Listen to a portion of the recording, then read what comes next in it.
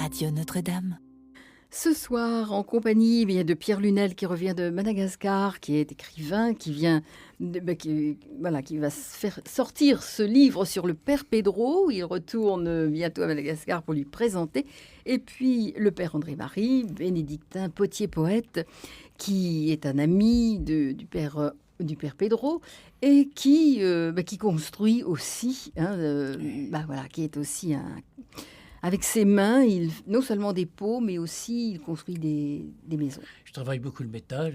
J'ai collé plus de 70 tonnes de shrapnel de la guerre pour faire des Christ ressuscités, des vierges, des bas-reliefs, et puis faire de l'amour avec André-Marie, il se sert de tout.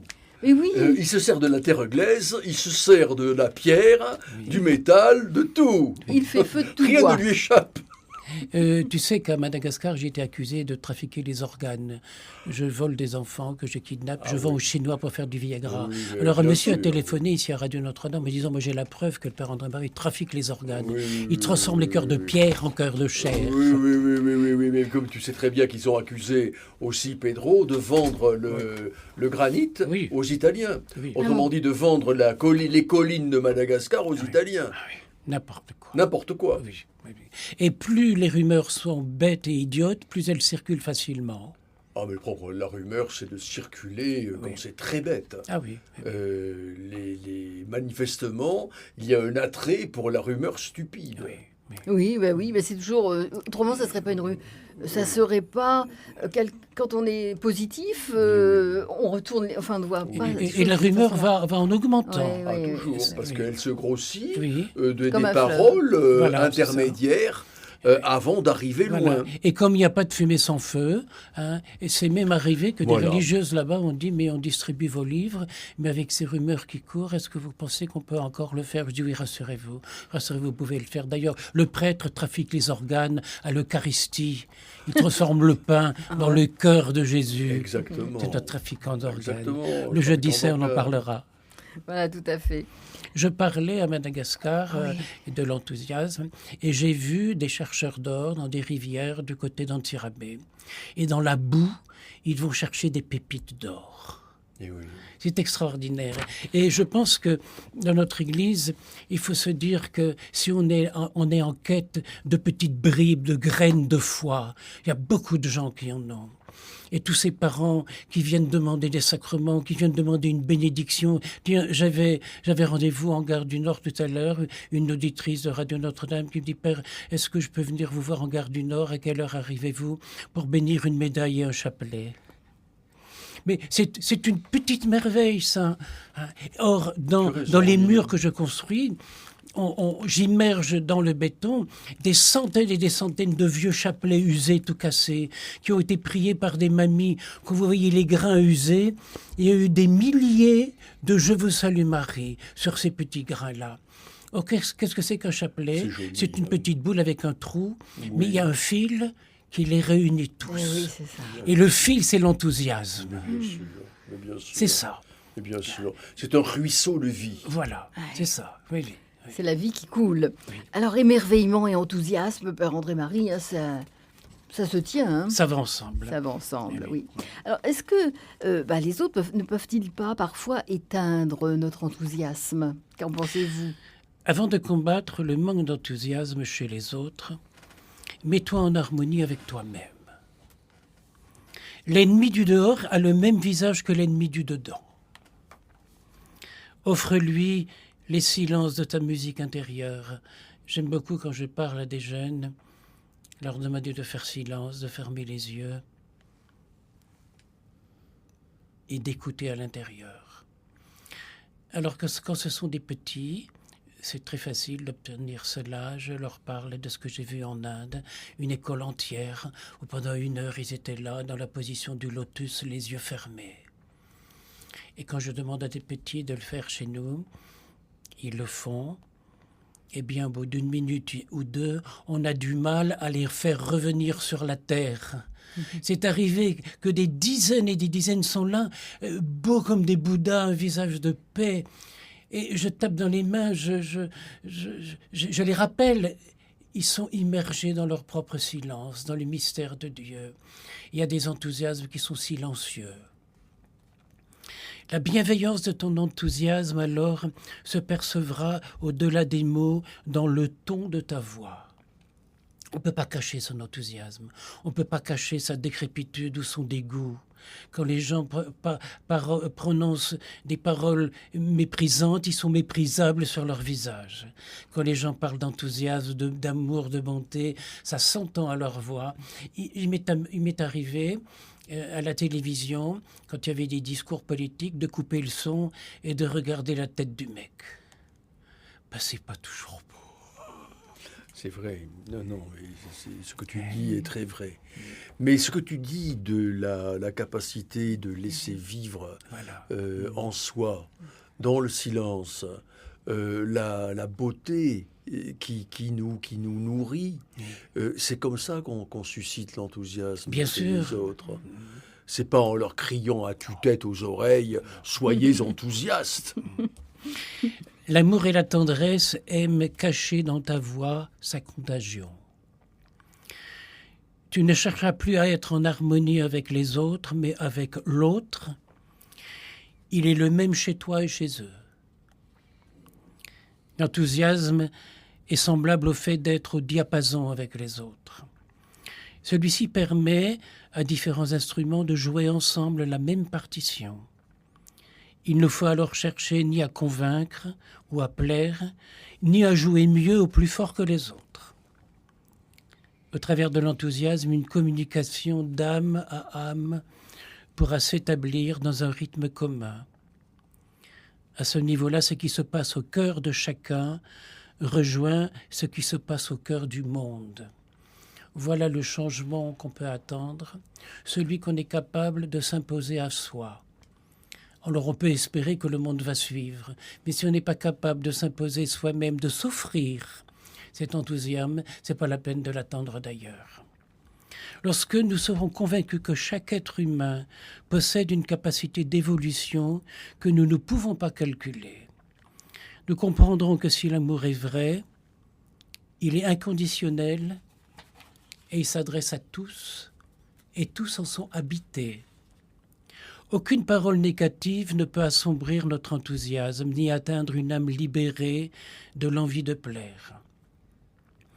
La musique intérieure est plus harmonieuse que le chaos de certains mots, parce qu'elle possède un pouvoir d'énergie et d'échange qui sont une loi de la nature.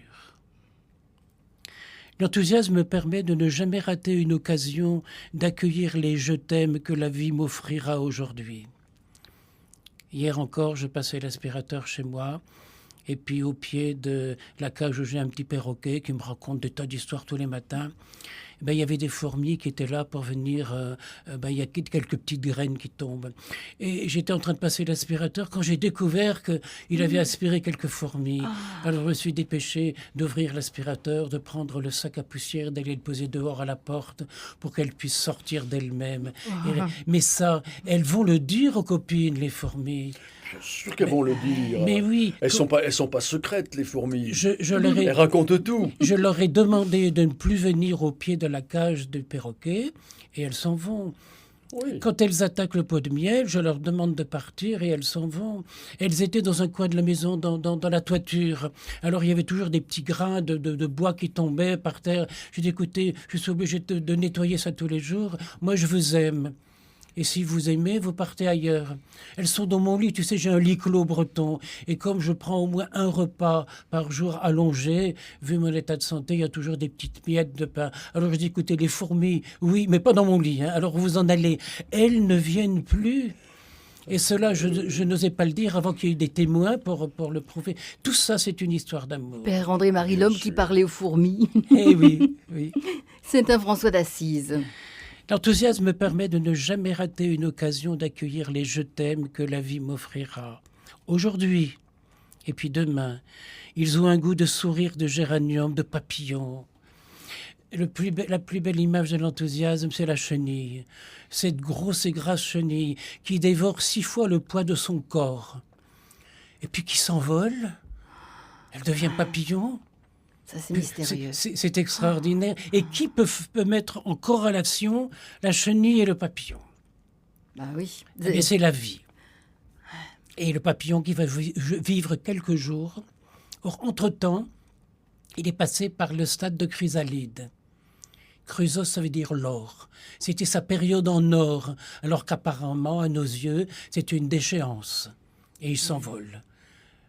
Chrysalide et enthousiasme. Il y a Dieu là derrière. D'un côté, il y a l'or et de l'autre côté, il y a Dieu. Il y a une référence. Lorsque tu te seras laissé tellement investir par cette musique intérieure que tu feras un avec elle, un en elle, tu ne sentiras plus ni qui est quoi, ni quoi est qui. Cette puissance maternelle, parce que le divin est maternel, cet aspect du féminin de Dieu sera origine de plénitude. But et pourtant déjà chemin. La musique est un souffle de l'enthousiasme de Dieu qui passe, à qui tu offres le nom d'harmonie. Alors seulement tu seras un avec toi, tu seras un avec lui, tu seras un avec tous. Si un jour l'envie te prend de passer de la connaissance à l'inconnaissance, de l'illusion à la désillusion, de la banalité à l'enthousiasme, tu sauras qu'en toi, la vie a envie de passer du chaos à l'ordre, de la cacophonie à la symphonie, de la pagaille au rythme équilibré. Lorsque l'amour prend en toi cette forme de respect, de reconnaissance enthousiaste à la vie, une forme de courtoisie naît naturellement. J'emploie le mot courtoisie. Est-ce que ce n'est pas ce qui règne dans les villages de Perpédro en permanence ? Oui, ça peut être le mot qui convient, courtoisie. Ces enfants qui viennent, comment t'appelles-tu ? Ce respect souriant. Oui, oui. Et cette courtoisie qui naît naturellement, c'est que toi, petit, tu reconnais la beauté du plus grand que toi. Et tu désires l'honorer d'humilité, et veiller à ce besoin de reconnaître le divin dans l'autre. Mais ce genre d'enthousiasme demande de l'entêtement. L'entêtement qu'a le père Pedro. Il faut être entêté. Il faut être têtu. Voilà. Il faut être décidé. Et tous les jours, c'est un perpétuel recommencement. Recommencement pour se persuader qu'il faut aller de l'avant. Parce que finalement, il y a des moments où on a envie de lâcher tout, de lâcher du lest. Eh bien, il ne faut pas, parce qu'on est en responsabilité de 20 000 personnes, et que ces 20 000 personnes, elles attendent beaucoup de... Et tu as remarqué qu'ils ont tous constamment le regard porté sur lui. Sans arrêt. Il faut tenir. Mais son amour est débordant. Écoute, je vais te révéler quelque chose. Un jour à la maison, il me dit « André-Marie, tu permets que je téléphone à ma maman. Sa maman est encore en vie. » Et puis il prend le téléphone et je l'entends dire « Ah, mamma mia amore !» Mon Dieu, oui. Et j'étais avec lui en France quand son papa est décédé, et aussi quand 2 ans après, son papa est décédé après. Oui. Voilà. Et ses 6 sœurs. Quand un jour, quelqu'un leur a dit « Mais vous devez vous émerveiller quand vous voyez ce qu'a fait votre frère là-bas. » Et elles ont dit, mais on ne va jamais voir ce qu'il a fait là-bas. Mais pourquoi ? Parce que les billets d'avion pour venir en France et de France, c'est pas possible pour nous. Eh bien, je vous paye le voyage. C'est une histoire merveilleuse. Oui. Et elles sont allées là-bas, de village en village. Et avec les 6 sœurs et le frère. Oui. Et alors, ça a été une fête permanente pendant 15 jours. Parce que tous les villages les voulaient. Oui. Avec un tel enthousiasme qu'à la fin, le père Pedro leur a dit, écoutez, allez, vous me fatiguez d'amour, de bonté. Allez-vous-en, parce que je ne fais que la fête. Mais oui. Avec vous, pendant 15 jours, je ne fais que la fête. Si vous restez, je ne peux plus, je peux plus travailler. Non. Ah non, et son frère voulait rester, parce que le frère, qui est très proche de Pedro, lui dit, mais que dirais-tu si je restais un mois de plus ? Le Pedro lui dit non. Il ne faut pas. Je t'aime beaucoup, mais il ne faut pas. Il faut que tu t'en ailles. Je me souviens qu'un jour, le père Pedro m'a dit, André-Marie, il faut partir, parce que toi, tu es trop bon, ce sera trop dur pour toi ici. tu vois ce qu'il doit vivre pour oser me dire ça. Oui. Il dit, toi, tu as un cœur, ce sera trop dur pour toi. Repars, et puis reviens, aide-nous de là-bas. Bon, il faut aussi que ce soit un ami pour oser me le dire comme ça. Oui, bien sûr, bien sûr. De le dire avec autant de délicatesse. Voilà. Mais effectivement, c'est très dur. André-Marie a raison. Il faut avoir le cœur bien accroché, parce qu'il se passe quand même des drames. Oui. Il y a... c'est un monde merveilleux, sans doute, mais comme il dit lui-même, il y a 20% de scories, il y a 20% de choses qui tournent par rond. Forcément. Il y a de l'alcool. Pour ces 20%, il y a un peu de drogue et tout ça entraîne des disputes interfamiliales, entraîne des violences, des séparations, enfin bref, tous les drames de la vie humaine. Oui. Bon, et il faut, pour supporter ça, il faut vraiment avoir les épaules très solides et il faut avoir une foi arc-boutée sur la colline de granit d'où il extrait les pierres. Sur le roc, il est construit sur le roc, c'est le cas de dire. Sur le roc. Il s'appelle Pedro, Pierre. Mais aussi, oui. Et Pedro Opeka, qui veut dire en slovène la brique. Pierre Brique. Oui, Pierre Brique. Et quand des bandits attaquent un village à la Kalachnikov et Comme il n'y a pas longtemps. prennent les gardiens pour exiger qu'ils disent où habite le père Pedro. Et ils se sont tus, ils n'ont rien dit. Heureusement, il n'y avait pas de lumière, alors ils ont tiré dans le noir. Il n'y a pas eu de mort, ils en ont blessé, mais ils n'ont pas dit où le père Pedro cachait son enthousiasme. Ils cherchaient l'argent. Ils sont venus il n'y a pas très longtemps, une bande d'une dizaine, comme ça, avec les Kalachnikov, comme dit André-Marie, et ils cherchaient les bureaux où était gardée la paye des ouvriers, puisque toutes les semaines, donc Pedro et ses coéquipières payent, par conséquent, les ouvrières et les ouvriers des carrières de granit, l'école, etc. Et donc, de temps à autre, parce qu'il y a quand même une violence ambiante tout autour, il y a des irruptions comme ça de malandrins qui cherchent à voler, éventuellement à tuer, parce que quand on est sous l'emprise de l'alcool ou de la drogue, on ne se contrôle plus. Et il y a beaucoup de meurtres maintenant à Madagascar qui se font sous l'emprise justement de l'alcool et de la drogue. Et puis des voyous viennent des villages d'ailleurs, de la forêt, en vendant des bidons d'alcool. Un jour, le père Pedro est tombé sur 10 bidons comme ça, il a donné des coups de pied là-dedans, il a envoyé ça promener. Et il faut voir quel alcool, c'est un alcool abominable, c'est un mélange de rhum avec je ne sais pas quoi, le toaka, et je dirais c'est imbuvable. Malheureusement, il est bu. Et donc ça fait des dégâts. Et un jour, il y avait une famille où il y avait 5 ou 6 garçons très violents, et l'un d'eux a été surpris à voler. Et donc les anciens l'ont amené au père Pedro, et puis pour qu'il reconnaisse les faits. Et je ne sais pas comment il a fait. Il y avait un couteau, une salle à manger, il y a un couteau, et il s'est poignardé lui-même, le garçon. Ah oui. Et donc 2 jours après, ou le lendemain, il y avait les funérailles, et le père Pedro me dit, tu viens avec moi, mais tu verras, ce ne sera pas facile, parce que la maman et les frères accusaient le père Pedro, enfin, leur frère était mort. Et puis, je me dis, comment il va s'en sortir ?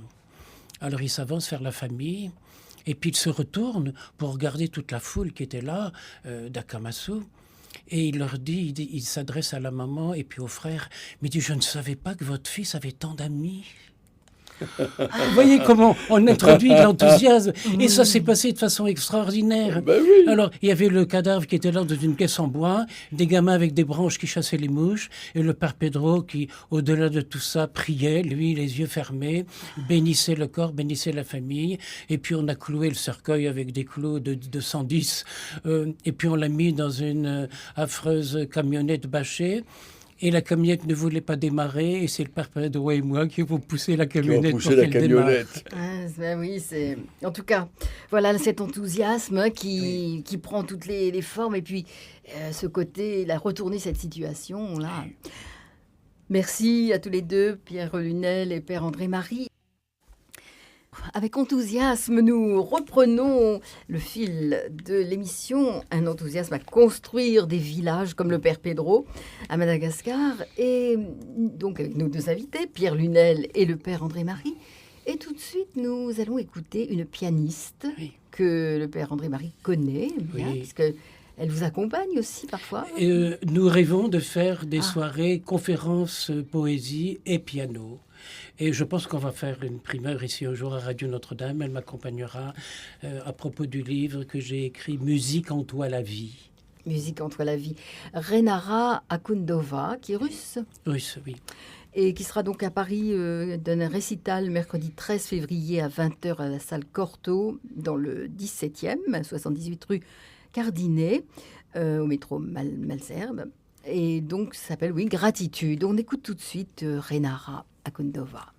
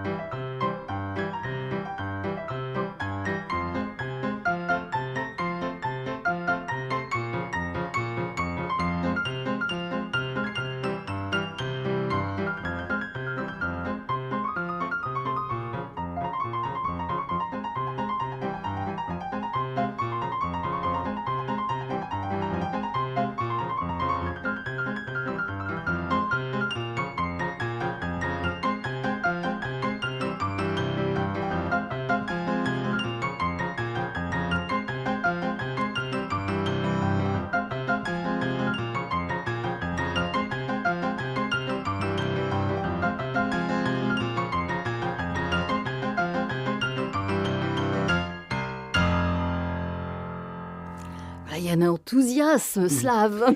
Ah, tout à fait. Oui. C'est vraiment l'enflammement des touches de piano. Nous étions ensemble ce midi. Oui. Eh bien, mes frites étaient froides parce que je ne pouvais pas les manger. On parlait d'amour, de tendresse, de spiritualité, du divin, du sans frontières. C'est pas du tout classique ce qu'elle joue. Elle veut libérer la musique. Hein. La laisser chanter, la laisser exulter. Là, manifestement, elle exulte. Ah oui, ça se sent. Oui, et on sent cet embrasement. Hein, Oui. C'est vibrant. C'est vibrant. Chantal. Alors on va écouter Jean-Claude. Je suis sûre que c'est vibrant aussi. Bonsoir Jean-Claude. Oui, bonsoir Chantal. Bonsoir Alors, à toi. Bonsoir Père André-Marie. Alors Jean-Claude. Bonsoir Pierre. Bonsoir. C'est en vous écoutant tous, là, en Oui. trio, quelque part, avec le bon son du piano, Oui. j'étais en train de penser, parce que ça m'arrive aussi des fois, Oui. que là, comment dire, l'enthousiasme, Oui. ça pourrait aussi provenir de les trois vertus de la chrétienté, je trouve. Est-ce que le Père est d'accord? Ah oui, bien sûr, La bien sûr. foi, l'espérance et la charité. Ce sont les racines de l'enthousiasme. Voilà. J'étais en train de réfléchir là-dessus, justement. Oui. La source, en fait, c'est les bases de la piété. Oui, hein, et puis les autres vertus. Dans l'enthousiasme, il y a beaucoup d'humilité. Ouais. Oser s'enthousiasmer, oser laisser parler ses sentiments avec pondération, avec calme. Mais oui. C'est Et laisser, j'étais en train de c'est laisser d'écrire chanter quelques le lignes. cœur, Jean-Claude. Voilà. Oui. Justement, j'étais en train d'écrire quelques lignes. J'étais dans l'inspiration et je me disais que l'enthousiasme, c'était aussi une forme de l'inspiration de l'Esprit Saint, en fait. Oui. Et comme moi, je suis musicien, je joue de la musique, je joue la musique du blues. Oui. Oui. La musique de blues, c'est quand même il faut avoir une dimension spirituelle pour comprendre l'enthousiasme de cette musique-là. Parce que beaucoup de gens pensent que le blues, en traduisant, je pense que ça voulait... C'est quelque chose d'assez triste quand même quand on regarde bien. Je ne connais pas la signification. Au départ, peut-être, oui. Mais moi, j'ai la joie justement de jouer cette musique de tristesse, entre guillemets, parce qu'elle n'est pas musique pour la musique, tu vois. Elle est comme une sorte de jaillissement d'énergie qui provient du cœur, tu vois, des tripes et de l'esprit. Mon Dieu, C'est absolument pas un calcul, en fait. quand quelqu'un parle de ce qu'il aime, les mots sortent tout seuls et ça vient tout seul. De l'enthousiasme, quoi. Ouais. Et moi, j'étais en train de penser aussi, ces gens qui ont créé cette forme de musique, ça provient des peuplades noires exportées de force aux USA. Oui, bien Ils sûr. chantaient en chœur, comme ça, comme un petit peu à Madagascar, j'imagine, je ne suis pas allé là-bas, dans les champs de coton. Et c'était l'espérance qui chantait, tu vois. Oui. Ouais. Et c'est la musique, pour moi, c'est la musique qui est la plus charitable, au sens le plus noble du terme. Oui. Quand on la comprend, quand on la joue, quand on la saisit, quand on en est imprégné, qu'on vit avec, il y a une relation avec le divin, je trouve. Et il y a combien de temps que tu pratiques la Moi, ça musique? fait 42 ans. 42 ans. 42 ans, mon Dieu. Mais bon, ça ferait Rien que 42 ça. heures, ça serait pareil, j'ai le même cœur. Hein.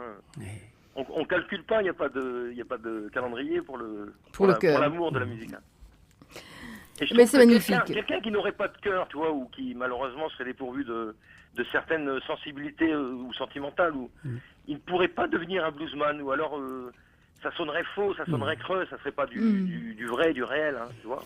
Et parce que ça- Et On n'est pas dans une émission musicale, mais moi je vois les choses comme ça. Et je dois dire aussi que toi, Jean-Claude et puis ton équipe, vous n'avez jamais accepté d'être payé pour votre musique. Ah non, on joue gratuitement. C'est du gratuit. C'est Et encore mon plus beau. collègue, quand il jouait dans le métro, il sortait des sous de sa poche, et il les donnait aux gens qui passaient. C'était juste pour faire un pied de nez à la mendicité, en fait. c'est l'inverse. Oh, c'est On mignon.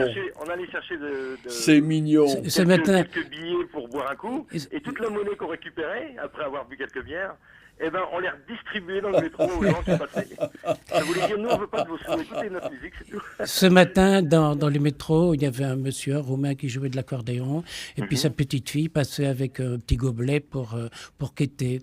Alors, bon, j'avais préparé quelques pièces sonnantes et trébuchantes, et quand je lui mets dans son gobelet, je lui dis en roumain, Te iubesc, que je t'aime. Vous auriez vu le visage de cette petite qui, brusquement, alors qu'elle avait un peu honte de mendier dans le métro, voilà, quelqu'un lui dit qu'elle l'aime. Bien sûr. Et il suffit d'un mot comme ça, il suffit Oui. de... Tout ça sur un enfant. Oui. Parce qu'un enfant l'accueille bien. Oui, spontané, bien sûr. Et j'ai préparé toute une exposition de peinture, mais je vais la refaire. 150 tableaux où j'écris « Je t'aime » dans toutes les langues. En arabe, en chinois, etc. C'est passionnant de donner de la couleur aux mots. Tu devrais bâtir un mur entier avec « Je t'aime » dans toutes les langues. Alors, on vient de rêver de quelque chose. Je célébrais la messe il y a 2 ans, dans un petit village, et puis une jeune femme qui était là. Au cours de cette messe, a eu un éclair de toute la messe. Elle voyait mes paroles qui étaient d'or et qui allaient vers elle. Et à la fin de la messe, elle tombe dans mes bras et elle me dit « Moi, je vais être baptisée ». Eh bien, elle va être baptisée le jour de Pâques. Je suis son parrain. Sylvie est sa marraine. Elle est peintre. Je suis jaloux de sa peinture. Et avant-hier soir, on a décidé de peindre ensemble les mêmes tableaux. Mettre son enthousiasme en commun. Quand on est enthousiaste, on n'a jamais fini de rêver. Et quand on est enthousiaste, on n'est pas égoïste. Non. Vous avez remarqué, au contraire, on est heureux vrai. d'être la main dans la main Voilà. avec l'orchestre, Jean-Claude, par exemple. Ben voilà, avec c'est des potes qui sont Alors, autour de soi c'est vrai, et c'est qui vrai, jouent, c'est vrai jouent que- avec. Je voulais dire aussi qu'il m'arrive parfois d'avoir des larmes, aussi bien quand je prie ou quand je joue, tu vois, à certains moments. Ah oui, c'est Et j'appelle ça normal. des formes d'émotion et de bien-être profond, une forme de joie intense. Et c'est typiquement de l'enthousiasme, à l'état pur en fait. On Ah, peut mais pas l'expliquer l'enthousiasme vraiment. peut faire pleurer. D'ailleurs, Ouais, on peut pleurer c'est vrai. on peut pleurer le Mais joie. c'est pas une pleure, c'est de la joie en fait. C'est de la joie, on pleure de Et joie. quand ça m'arrive, je ressens une présence divine. Il y a que le divin qui peut agir comme ça. Je ferai remarquer aussi pour les auditeurs que c'est toi, Jean-Claude, qui m'a présenté à Radio Notre-Dame il y a 6 ans. Oui, ça c'est un accident. Et ça continue. Puis, C'est un plaisir réciproque pour Chantal, Voilà. pour moi et pour tous les amis. ben oui. Et pour Tant tous mieux. les amis qui aident le Père Pedro de Radio Notre-Dame, ça j'ai une reconnaissance extraordinaire. Voilà, mais C'est qui super. contribue à construire ces villages du Père Pedro dans Oui. l'enthousiasme. Tout le monde apporte Bon, sa ben, pierre, c'est le cas merci de le bien, dire. et puis bonne continuation, bonne soirée. Merci. Ah, mais merci Jean-Claude. Merci de ce témoignage, Au Jean-Claude. revoir. Bonsoir. Merci. Bonsoir. Alors, justement, je voulais vous poser la question, l'enthousiasme. Oui, mais Dieu dans tout ça. Eh bien, Dieu sait tout ça. Jean-Claude qui C'est parle tout de sa ça. musique, tout Mais à oui, l'heure j'ai mais parlé oui. des fourmis, etc. Tous ces petits qui courent pieds nus, ils ne disent pas on va à la messe, ils disent on va à la fête. À la fête. Et c'est la même chose, ils veulent pas de vacances. Ils veulent continuer à aller à l'école. Bon, il faut dire aussi qu'à l'école, ils sont nourris et pendant les vacances, il n'y a pas le repas du midi. Également. Dieu sait tout ça. Dieu est la vie. Il est derrière le mouvement, derrière le va-et-vient de la vie au cœur même de l'action. C'est lui qui agit en moi, à travers moi, pour moi et plus que moi. Mais il n'agira pas sans moi. Il faut sa main dans la mienne, indissolublement ensemble. Et ce ne serait pas une cause extraordinaire d'enthousiasme. Quand je travaille la terre à mon tour de potier, je fais d'abord remarquer que l'argile, c'est de la pierre usée par l'eau et le vent. L'eau et le vent, c'est ce qu'il y a de plus doux, et ça use ce qu'il y a de plus dur. L'enthousiasme arrive à bout de toutes les difficultés. Et cette boue, le potier la façonne et la rend à l'univers, parce que quand la terre est sèche, quand il la cuit, ça redevient de la pierre. Et c'est le feu qui rend, c'est l'amour, c'est la tendresse, c'est la bonté. Quand je coule du métal, j'ai remarqué une chose, c'est que lorsque le métal est en fusion, si on y verse de l'eau, l'eau est tellement différente du feu, de sa chaleur à 700-800 degrés, que l'eau se met en boule. De façon à ce qu'il n'y a qu'un seul point qui touche le moins possible. Elle ne peut pas s'envoler encore. Elle n'est pas, et elle ne s'évapore pas. Et il n'y a que quand la température, parce que l'eau refroidit le métal, quand la température arrive à 600, 500, 300 degrés, 100 degrés, à ce moment l'eau s'étale sur le métal et tout s'évapore. Il y a une fusion entre les différents métaux et il y a dans la matière un enthousiasme extraordinaire. Oui, et puis des épousailles. Oui, Eh oui. oui. Et puis, quand on cuit au bois, je ne cuis pas au bois, je cuis au gaz, mais dans le feu d'une cheminée, c'est quoi? D'où provient les calories dans la cheminée? L'arbre, le bois, dans le sol, a des racines, mais dans le sol, il ne trouve que de l'eau et des sels minéraux. D'où viennent les calories? Du soleil. C'est le soleil qui a donné ces calories pendant des années et des années par les feuilles, par le bois. Et le bois nous restitue du soleil dans la cheminée. Dans le noir de la cheminée, dans la fumée, dans la crasse, il y a du soleil. Est-ce que c'est pas le plus beau des enthousiasmes d'avoir C'est le plus beau. de voir du soleil dans les cendres de bois? Oui, oui. Oui. Tout exulte. Dorénavant, j'y penserai. Oui. Devant ma cheminée, Voilà. je penserai à ce que tu racontes des feux de cheminée. Avec enthousiasme dans cette toute la création. Le soleil oui. dans le feu qui crépite. Je pense au chant de Jean-Claude Gianada, comme une huile de lampe se transforme en lumière. Et souvent, des enfants me font des bougies et je m'en sers pour la messe. Et les enfants avaient fait des bougies de couleur. Et puis, il y en a un qui avait fait une bougie toute noire. Et j'ai fait remarquer aux enfants que la lumière était exactement la même, que la bougie soit blanche ou que la bougie soit noire. C'était la même couleur de la flamme, la même taille de la flamme. Il n'y a pas de différence. Dieu nous a livré un monde à l'état d'ébauche pour que nous puissions, à force d'efforts et de recherche, en faire un chef-d'œuvre. Ce sera notre joie, ce sera notre gloire, mais ce sera sa gloire. N'est-ce pas ce que le Père Pedro a réussi à partir d'une décharge publique? Mais pas tout seul, jamais seul. Avec ses collaborateurs, tu vas me transformer le mot, Pierre. Ses coéquipiers. Avec ses coéquipiers. Toujours avec les autres, qu'il met debout, en qui il a cru et qui ont cru en lui, poussé par son enthousiasme. Et d'où lui vient cet enthousiasme? Saint-Exupéry disait « On ne devient qu'en Dieu ». Eh oui, on ne devient qu'en Dieu. Oui. Oui. Enthousiasme, entheos. Entheos. Alors, eh bien, Père André-Marie, dans quelques instants, peut-être le petit moine nous donnera, qui ne dort pas la nuit, nous donnera une petite histoire, peut-être. Oui, bien sûr. Bien Oui. sûr. Mais pour l'instant, eh bien, voilà, je pense que nous allons écouter. Alors, cette fois-ci, c'est bien connu, hein, cette magnifique chanson qui n'est pas d'aujourd'hui non plus, Pierre Bachelet, Pierre Bachelet. hein, et c'est L'homme en blanc. Et oui, on a cette image de l'homme en blanc, Jean-Paul II, au début de son pontificat, quand chacun de ses voyages, qu'il baisait la terre. Hein, c'est cela. Ah, c'était très beau, c'était magnifique, vraiment oui, magnifique, oui. vraiment de Luminaire, voir oui. cet homme qui épousait la terre soi-disant étrangère Ouais. dans laquelle il arrivait. Et un jour, cet homme en blanc Oui, est arrivé oui. à Madagascar. Oui. Oui. Alors, tout près de l'aéroport du Vat, où on avait fait un grand terrain tout plat avec des bulldozers pour accueillir des millions de personnes. Et d'ailleurs, quelque temps avant, avec les pères Carmes, des pères Carmes italiens, j'avais assisté à la préparation de ce voyage. Et j'avais commis une erreur, bien sûr. J'avais dit, mais ça va coûter très cher, tout ça, il y aura des frais, tout ça, ça va coûter. Et ils m'ont répondu, oui, mais les pauvres malgaches veulent honorer le pape. Oui, bien sûr. Et le pape, il y avait un grand podium aux couleurs pontificales, jaune et blanc. Et puis le cardinal Victor était là, et puis les évêques, etc., sur ce grand podium. Et puis ça a commencé par un chant. Alors tu imagines, Pierre, ce que c'est que cette foule d'un million de personnes qui chantent de tout son cœur, de toutes ses forces. Et puis, comme toujours, quand un chant se termine, quand une prière se termine, il y a un petit vide. Il y avait toutes les caméras du monde entier qui étaient là. Et puis s'avance une petite mendiante avec son petit frère sur le dos et traverse toute la foule. Et toutes les caméras sont branchées sur cet enfant. Mais ce n'était pas prévu au protocole.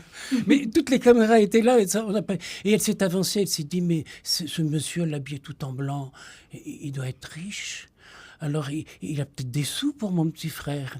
Et elle s'est avancée vers le pape et elle lui a tendu naïvement la main. Mais le Saint-Père, qu'a-t-il fait? Il s'est mis les mains sur ses poches et puis il n'avait rien sur lui, bien sûr. Il n'a pas de sous. Il n'a pas de sous. Il se tourne vers le cardinal Victor qui a fait le même geste. Eh bien, le pape ne s'est pas dégonflé. Il a saisi cette petite fille et son petit frère. Il les a serrés dans ses bras. Il les a soulevés. C'est un Hercule, le pape. Oui, il était solide. À bout de bras, il a soulevé. Or, dans la foule, il y avait un jeune prêtre qui était là, qui s'appelait le Père Pedro, et qui depuis quelques semaines commençait à s'occuper du dépotoir de la décharge publique de Tananarive. Et au fond de lui-même, il se disait, mais est-ce que je ne fais pas erreur? Est-ce que je suis sur la bonne voie? Et quand il a vu le pape brandir ce bébé, il a été pris d'un tel enthousiasme que là, sa vocation était ancrée dans sa peau et plus jamais ça ne l'a quitté. Et c'est le pape Jean-Paul II qui lui a éveillé cette étincelle. Il était rassuré sur lui-même parce que se lancer dans une telle aventure, surtout que c'est supérieur. Oui, vraiment, il rentrait au début en rampant. Il est très grand, Pedro. Oui. Donc, les cahutes des misérables qui étaient sur les collines à ce moment-là, en 89, étaient très basses. C'était des cahutes de tôle extrêmement basses. Donc, il devait ramper À quatre pattes. pour aller à quatre pattes et avec des déconvenus. Bah oui. Parce que les premières réponses ces gens-là, ça a été de lui dire mais c'est encore un de ces blancs qui vient nous évangéliser, nous raconter des histoires, et puis qui repartira un jour ou l'autre, etc. Autrement dit, il a fallu les persuader qu'il n'était pas le blanc de passage, mais que réellement, il allait rester avec eux, vivre comme eux. Et il avait un avantage, c'est qu'il y avait 17 ans qu'il était à Madagascar et il parlait déjà parfaitement le malgache. Il parlait le malgache. Alors ça les a séduits, sa façon de parler. Et ce que tu n'as pas raconté, c'est très joli, le film avec Jean-Paul II soulevant la petite fille misérable et son frère.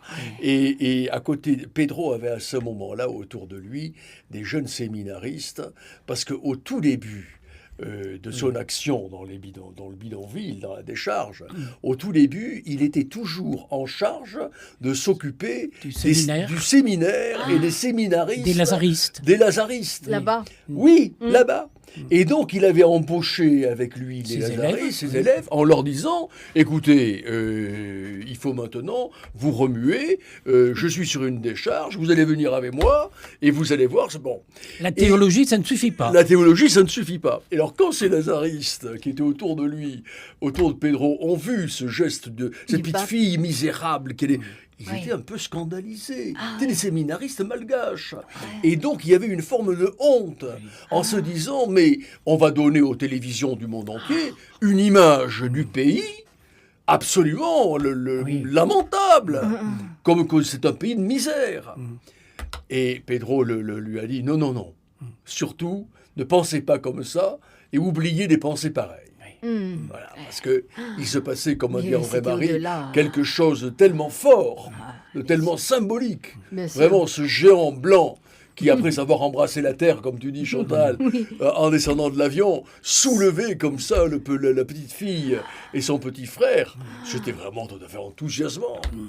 C'est ça qui a touché les foules aussi partout dans le monde, aussi des gestes symboliques comme ça qui n'étaient pas prévus. Mais c'est au-delà du symbole. Je crois que là aussi c'est une folie d'amour de Jean-Paul II, parce que quand on est pape, j'imagine que on est entouré par des évêques, des archevêques, des cardinaux, et que tout ça doit quand même empêcher d'avoir des gestes très spontanés, très bon. Et cet homme-là, vraiment, n'a pas hésité une seconde, en une fraction de seconde, il s'est emparé de la petite fille pour la soulever. Il était déjà comme ça, tout jeune, dans le ghetto de Varsovie. Pareil. Et quand des jeunes avaient décidé de se battre pour sauver, il leur a dit, vous allez mettre de la haine là où il y a de la misère, c'est en mettant de l'amour que vous allez changer le monde. Elle est là la racine de l'enthousiasme. C'est quand on transforme la misère en beauté. Parce en que joyau. C'est beau. Partout, c'est beau chez le Père Pedro. Partout, c'est beau. Voilà, c'est beau. Et alors, très souvent, il dit ça, il dit, pourquoi est-ce qu'on devrait donner des cadres de vie misérables ou laids, ou simplement laids, simplement parce qu'ils sont pauvres? Mais au contraire, il faut que les cadres de vie dans lesquels ils sont soient tout à l'honneur de la dignité de l'être humain qui l'habite. Eh bien, moi, je vais parler du déshonneur. Quand l'un des responsables de la Banque mondiale est allé chez le Père Pedro et qu'il a vu les maisons, il a dit à ses collaborateurs, on ne va pas aider ce père, ce qu'il construit, c'est trop beau pour des pauvres. C'est scandaleux. Voilà les crétineries qu'on entend. C'est un symbole de bêtise, comme j'ai rarement entendu. Mais oui. En tout cas, voilà, c'est magnifique autour de cette... Voilà, une anecdote autour de cette chanson, L'homme en blanc. Alors peut-être que le petit moine qui ne dort pas la nuit a quelque chose à nous dire aussi sur l'enthousiasme, je ne sais pas. Durant la nuit, il avait tout le temps de s'enthousiasmer de tous ces petits riens qui donnent un sens à la vie. Il avait la chance de peu dormir. Au début, c'était par nécessité, car il lui fallait faire vivre un nouveau monastère où on accueillait des frères à la santé fragile pour leur permettre de vivre Dieu à leur façon, à leur pointure, à leur mesure. Il croyait en la providence. Mais il avait cette certitude que la Providence se servait de ses mains et de ses dons artistiques pour que ce monastère ait un avenir. Souvent la nuit, il s'arrêtait à regarder ses mains travailler, malgré la fatigue. Il s'enthousiasmait et s'émerveillait humblement à la pensée que son travail permettrait un jour à des moines de louer Dieu, de vivre déjà l'au-delà de l'humain par un divin humanisé. Jamais il n'aurait osé imaginer que des années plus tard, ce monastère aurait donné naissance à 10 autres prieurés, où la louange de Dieu deviendrait la respiration du monde. Même quand ce sont des frères handicapés qui ne chantent pas avec beaucoup d'art, mais avec leur cœur. C'est encore plus beau. À l'époque, c'était par nécessité qu'il veillait la nuit à s'enthousiasmer, à sculpter, à façonner des bijoux, à modeler. Et dans ce cas, on finit par s'habituer à dormir peu. Puis vint l'époque où c'était la souffrance et la maladie qui l'empêchaient d'avoir sommeil. Alors il accueillait ces 2 hôtes indésirables comme on accueille un enfant malade. Il consolait le mal en lui, lui permettant d'avoir moins mal, et il priait pour tous les bien portants, les bien pensants, qui dormaient tous leurs sous. Ils avaient une bonne conscience, en silence, en absence, en omission d'enthousiasme. Peut-on s'enthousiasmer en dormant ? Lui ne dormait pas, il veillait alors sur eux, leur pardonnant leur quiétude, parce que lui, dans le silence de ses insomnies, vivait l'inquiétude d'un monde à la dérive. Il lui arrivait parfois de remercier la maladie qui lui offrait des insomnies, lui permettant de vivre plus et plus longtemps que les autres. Notre petit moine avait calculé, et s'était amusé à calculer, que 5 heures d'insomnie par nuit lui avaient offert à la fin de l'année 1725 heures supplémentaires. S'il divisait cela par 12 heures de travail d'une journée ordinaire, cela lui accordait 144 journées supplémentaires à vivre. Mes pauvres, qui dormez-vous ? 144 journées à prendre conscience de la présence divine, à remercier le sommeil qui ne venait pas, à vivre au superlatif, à mettre la vie en majuscule. La nuit, il pouvait vivre à fond toutes les utopies du monde, car la foi pour lui était la plus merveilleuse des utopies qui devenaient réalité. La foi lui permettait de gagner devant la bêtise du mesquin. Cela lui permettait de rester respectable à ses propres yeux, aux yeux de son regard intérieur, qui seul était juge de ses actions. Cela lui permettait de gagner pour que la désespérance s'écrive désormais en 2 mots, dé et plus loin espérance. Cela lui permettait de gagner pour être actionnaire, non pas comme ceux qui dormaient et dont l'argent étouffait l'âme, mais actionnaire d'avenir dans un monde plus juste, plus viable, juste un peu plus viable. La nuit, c'était de lui que dépendait cet un peu plus viable, si fragile mais réel. Il aimait la nuit se caresser de bienveillance et en caresser les autres dans leur sommeil. Il ne le saurait jamais, mais cela le rassurait. Il laissait l'amour en liberté, comme la colombe qui vivait avec lui dans son bureau et que souvent il lâchait, la laissant à son gré se poser ici ou là. Et je vais te dire, Pierre, où elle se pose le plus volontiers, sur le tableau de l'abbé Pierre que j'ai sur mon bureau. C'est joli. Elle en a fait son nichoir. Ah, c'est joli.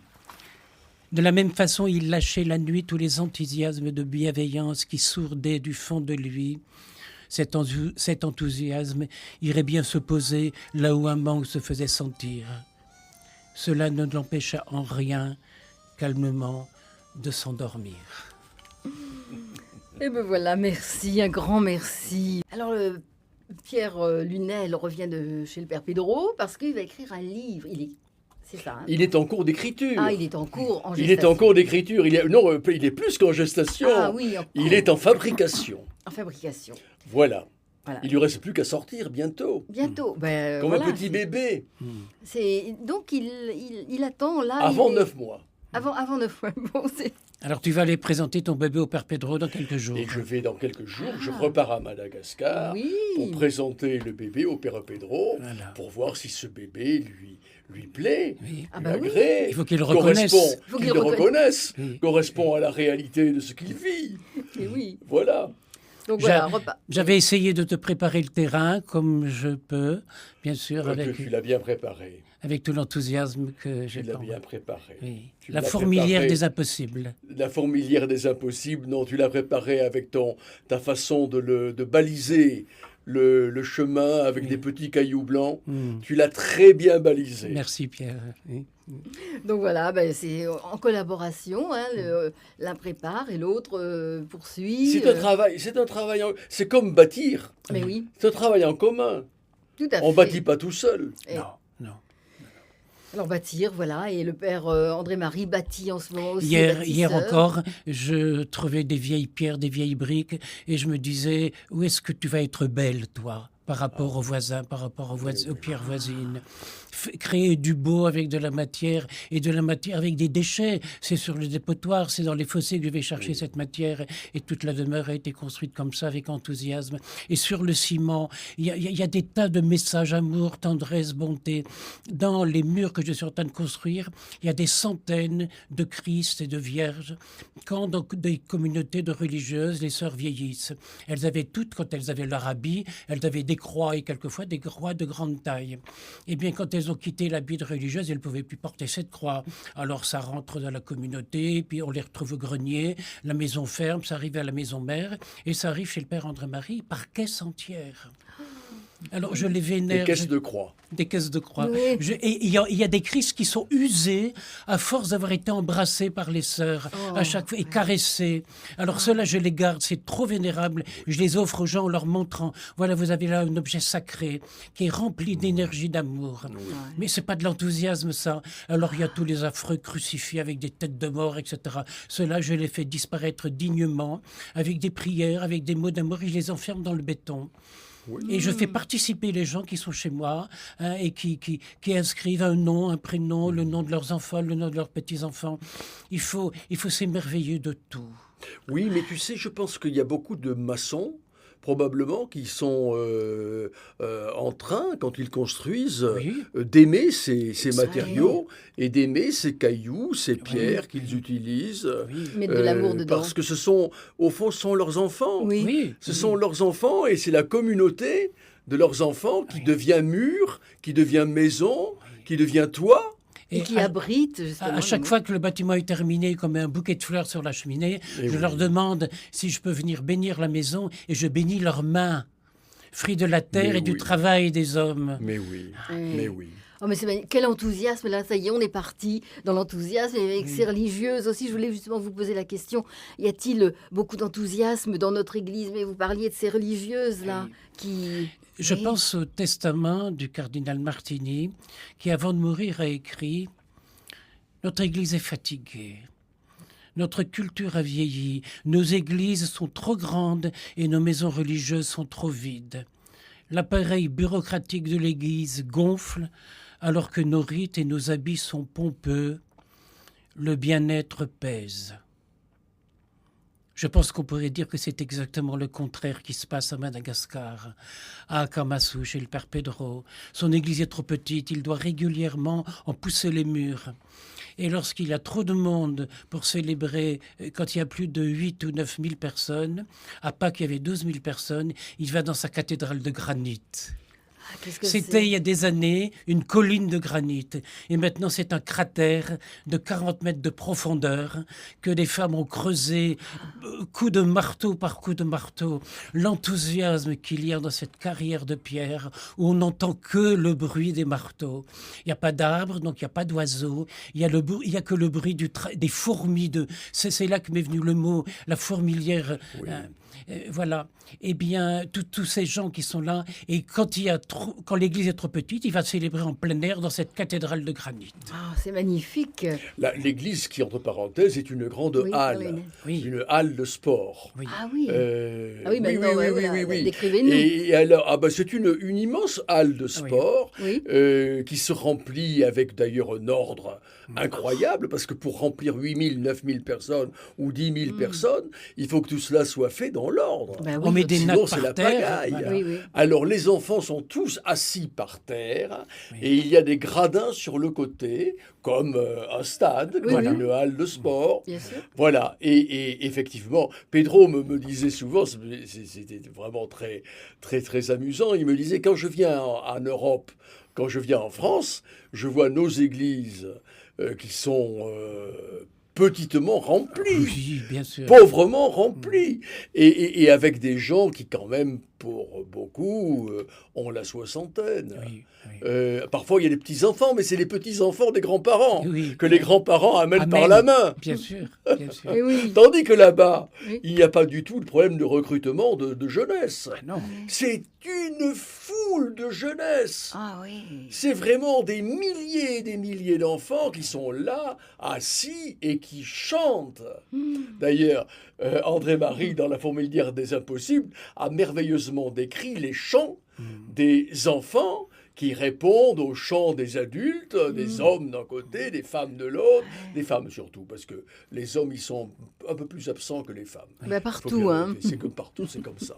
Ils se regroupent entre eux, mais plutôt en dehors de l'église. Dans les stades, peut-être. Peut-être. Tu vois, Pierre, quand je t'entends, je me souviens des dernières paroles que je t'avais dites avant ton départ.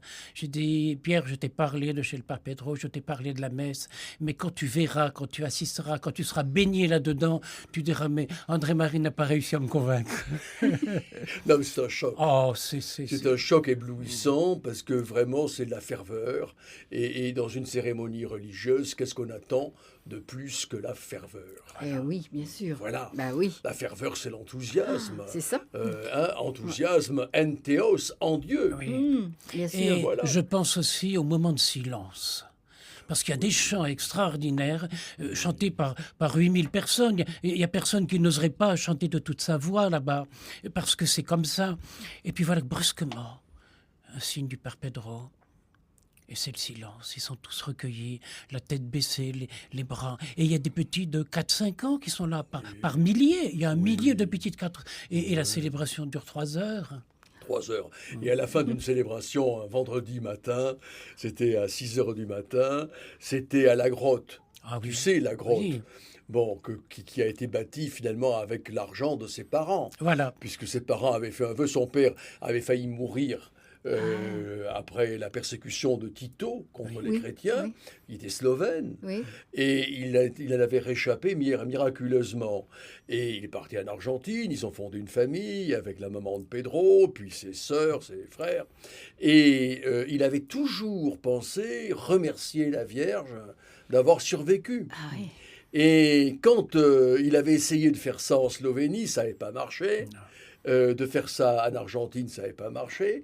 Et un jour, il dit à son fils, à Pedro, il lui dit, est-ce que ça pourrait pas être chez toi, à Madagascar, à Kamassou? C'est un lieu extraordinaire. Et c'est extraordinaire. Et alors un matin, donc il y avait une cérémonie de vendredi, tous les premiers vendredis du mois, tu sais, il y a une cérémonie.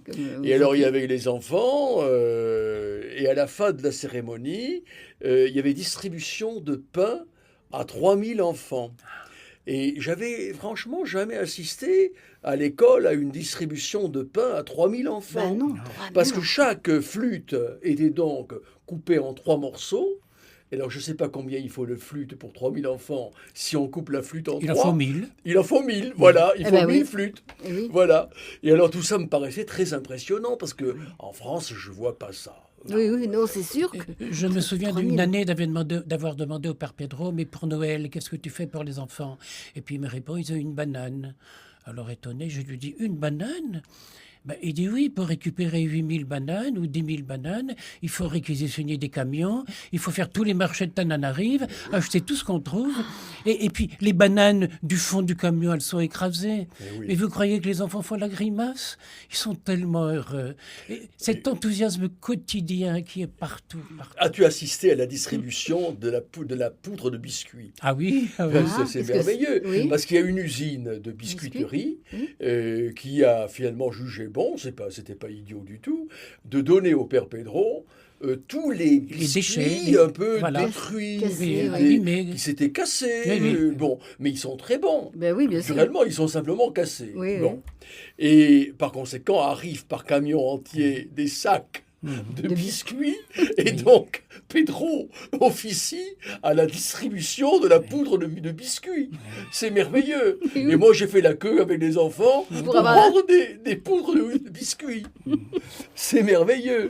Non, je comprends. Et je crois que là, on est au centre de la définition de l'enthousiasme, parce que quand ça vient à travers des petites choses comme celle-là, c'est du merveilleux.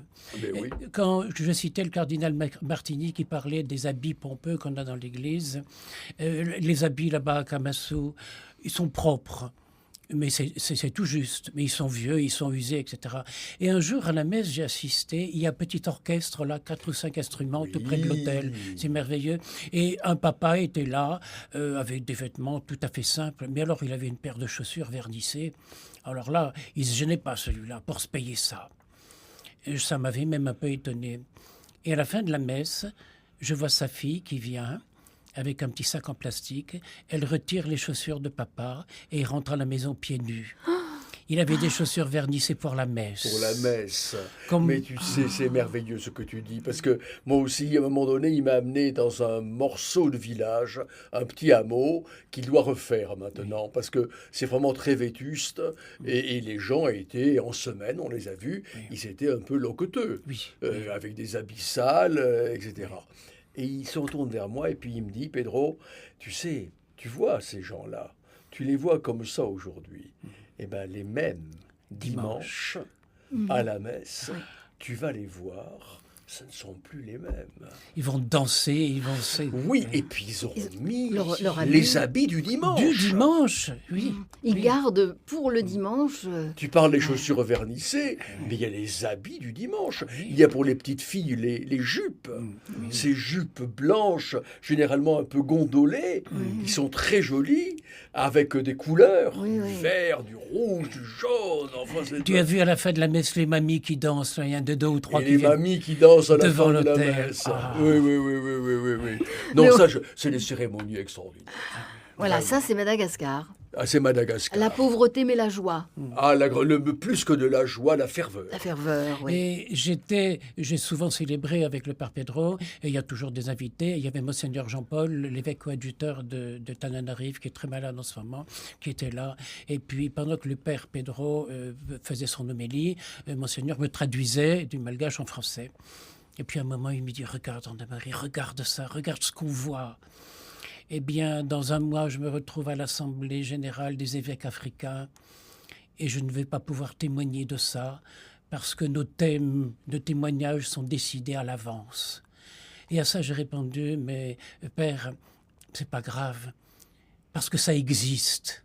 Ça existe. C'est ça l'essentiel. Bien sûr. Dans la chapelle chez moi, sous le tapis où on essuie les pieds, et j'ai inscrit dans le béton: toi qui entres dans ce lieu, essuie tes pieds en abandonnant toutes tes misères et celles du monde. Ah, c'est Et beau. des gens me disent, mais pourquoi c'est pas écrit sur le tapis? Mais je dis, c'est pas nécessaire, vous essuyez vos pieds, ça suffit. Voilà. C'est Et tout. oui. Oui, mais Et ça oui. touche l'inscription qui est dessous. Tout à fait, bien sûr, bien sûr. Alors, Le oui. cardinal Martini Oui. continue en citant Karl Rahner. J'aime l'image de la braise qui se cache sous la cendre. Je vois dans l'Église aujourd'hui tellement de cendres sur la braise que souvent un sentiment d'impuissance m'assaille. Il est à Rome, le cardinal Martini. Ben, c'était parce que À Madagascar, chez le Père Pedro, tout semble neuf, vivant, contagieux, brûlant. Pourtant, ceux qui l'accueillent sont les plus pauvres du monde, nés et élevés dans des circonstances les plus défavorables qui soient. Et c'est là qu'on découvre cet enthousiasme tellement merveilleux. Bon, tu sais aussi que tout ce que doit vivre le Père Pedro par derrière. Je sais. Parce que l'enthousiasme, il faut le payer, il faut le construire, il faut l'acheter, il faut Bien le... sûr, bien Combien sûr. de fois je voyais à 9h du matin, quand j'arrivais chez lui, le Père Pedro me dire « André-Marie, si tu savais tout ce que j'ai déjà vu aujourd'hui ». Mais c'est ça sa force, c'est qu'il dépasse tous ces événements. Et puis elle est entourée d'une équipe aussi. Ah, il est entouré d'une équipe extraordinaire. Et une équipe d'ailleurs de femmes. Il faut bien le dire, il y a vraiment parmi les 250 collaborateurs, collaboratrices, équipières. Moi, je lui dis, ne parle pas de collaboratrice, parce que finalement, ça fait secondaire. Oui. Tu devrais parler de tes coéquipières. coéquipière. Alors, c'est- depuis, il faisait très attention, Oui. il commençait à dire coéquipière. Ah oui. Il va le garder, ça. Et il est incroyablement fin pour aussitôt se saisir des mots qui reconstruisent. Oui, très bien. Ben, un grand merci, voyez, l'enthousiasme jaillit. Ça y est, c'est parti, ça s'enflamme. Ce soir, donc, en compagnie du Père André-Marie et de Pierre Lunel, eh bien, un enthousiasme à construire des villages, puisque le Père Pedro en a construit 17. 18. 18. Ah, ben voilà. 18 villages, ça fait 3000 maisons en dur, Chantal. 3000 3000. maisons en dur. Avec des petits balcons, des géraniums sur les balcons. C'est pas n'importe Il quoi. faut voir ça. Pierre, la musique qui vient, c'est pour toi. Ah bon? On l'écoute et puis, voilà, on ne dit rien. Radio Notre-Dame.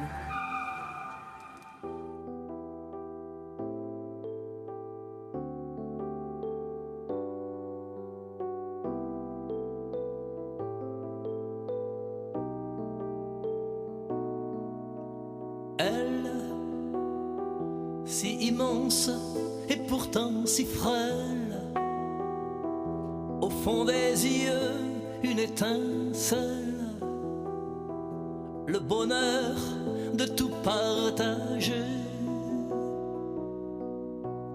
Elle, c'est le langage du soleil qui nous apprend cet essentiel. Il suffirait d'aimer. Une femme de feu, la flamme d'évangile qui va chercher son Dieu au fond d'un bidonville. Elle, je crois qu'elle a les clés du ciel, un peu du printemps éternel, dans ce bonheur de partager. Elle, c'est le langage du soleil qui nous apprend cet essentiel. Il suffirait d'aimer. Vie d'action, de prière, insignifiant peut-être, goutte d'eau dans la mer, mais c'est sa raison d'être. Elle, je crois qu'elle m'a donné des ailes, et comme une ambition réelle, un désir de mieux partager. Elle, c'est le langage du soleil qui nous apprend cet essentiel.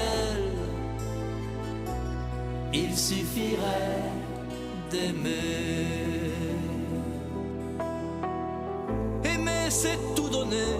Et se donner soi-même, c'est se mettre en danger jusqu'au bout d'un je t'aime. Elle, un peu comme une citadelle,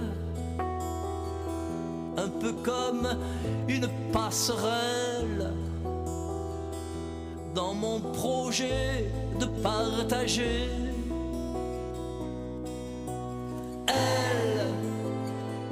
Ma petite sœur Emmanuelle, j'ai appris assurément d'elle qu'il suffirait d'aimer.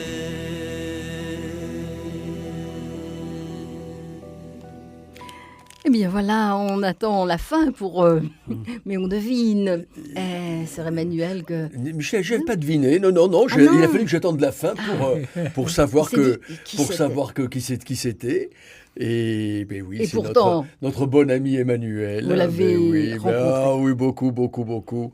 Je pense à elle très souvent, et dans les moments difficiles, elle me soutient. Elle me soutient. Oui, elle me soutient. Oui. Tu imagines cette amitié que j'avais avec Jean-Claude Géjanada, avec toi, avec le Père Pedro, avec toi Chantal, tout ça c'est réuni là ce soir dans l'enthousiasme. Ouais. Je voyais ton visage en entendant ce chant. Ouais.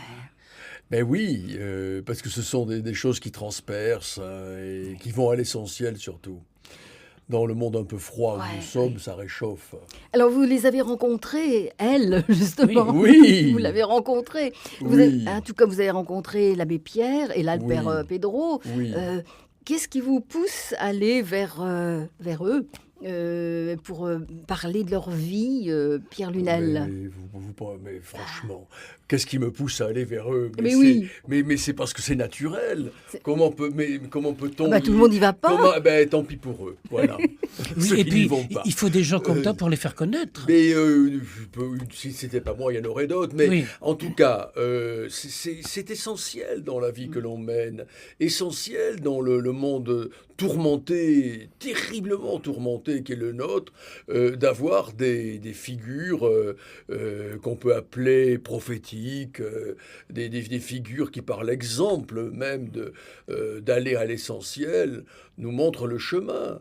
L'essentiel, c'est quoi ? Ben, l'essentiel, c'est partager. On vit un monde de 6 milliards ou 7 milliards bientôt d'humains. On ne partage pas assez. Ce monde est divisé entre des riches de plus en plus riches et les pauvres de plus en plus pauvres. Et de plus en plus nombreux. Et de plus en plus nombreux. Et de plus en plus solitaires. De plus en plus abandonnés. Et sans défense. Et sans défense. Sans défense face à une mondialisation qui devient terrible, qui est comme un carcan qui broie l'être humain. Et des gens comme ceux-là, Chantal, que tu cites, c'est des gens, c'est une source d'eau vive. Ouais, c'est une source d'eau vive pour les gens. Je te cacherai pas que pour moi, c'est une source d'eau vive extraordinaire. Parce que, après tout, avec les faiblesses qu'on peut avoir, avec les incertitudes qui peuvent vous habiter, on a besoin de trouver un sens à la vie. Et tous les jours, Pedro me dit souvent, je lui dis, vraiment, quelle pêche tu as. Il me dit, mais tu sais, c'est à recommencer tous les jours. Parce qu'il y a des moments où la pêche, comme tu dis, elle faiblit. Donc c'est la foi, c'est l'enthousiasme, c'est la ferveur. C'est ce qu'on disait, il y a une précédente émission, c'est l'amour, tout simplement. Eh bien, le chant qu'on vient d'entendre, il suffirait d'aimer.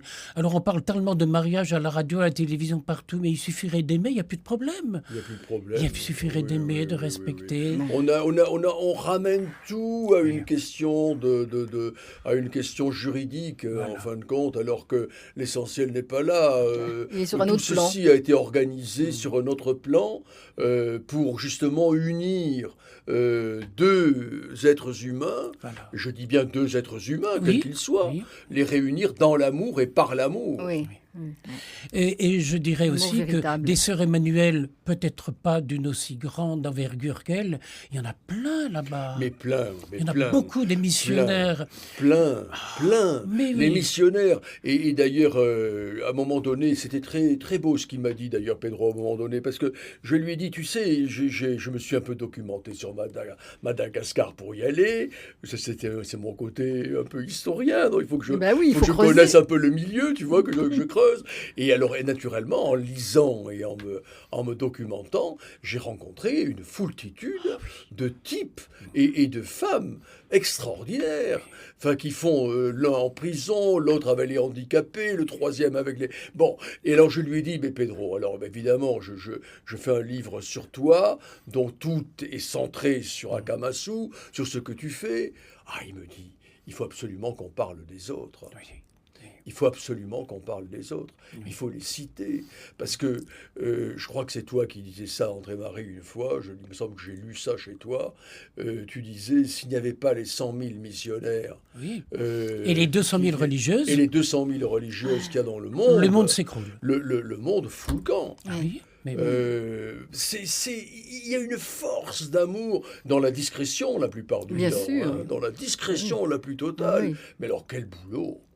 Quel boulot! Il faut voir un père Carme à Madagascar qui s'est occupé des handicapés. Maintenant, il est parti, il est vieux, le pauvre. Il est ici à Paris. Je l'ai vu la semaine dernière et figure-toi, il s'est mis à genoux devant moi pour demander ma bénédiction, le père Carme. D'une humilité incroyable. Mais ces grands-là, ce sont les plus petits, mais tellement débordants d'amour. Voilà. C'est les plus grands et ce sont les plus humbles. Voilà. Débordants d'amour. J'étais avec ma petite fille, elle malgache, il l'a pris dans ses bras et puis ils ont récité un autre père en malgache. Ah, c'est magnifique. Ah oui, la petite Ella, non? Oui. Donc c'est la fête? C'est Sainte Ella aujourd'hui. C'est aujourd'hui? C'est aujourd'hui, Sainte Ella. Sainte Ella, ben voilà, on souhaite une bonne fête. Oui. Ella et toutes les Ella. Figure-toi que j'ai fêté tout à l'heure la Sainte Ella, mais tu ne devineras pas pourquoi. C'est parce que ma petite chatte s'appelle Ella. Donc, je lui ai donné une pitance de fête aujourd'hui. Pour sa fête, c'était normal. Mais tu sais, les chats, Chantal, c'est très important. Les chiens aussi, d'ailleurs. C'est très important. Pedro les respecte beaucoup. Il en a beaucoup. Il en a beaucoup, il en a plein. Dans le coin de sa maison, là, à Andranalic, il y a 7 ou 8 chats et des chatons. Et alors, ils se nourrissent, naturellement, ils sont bien nourris.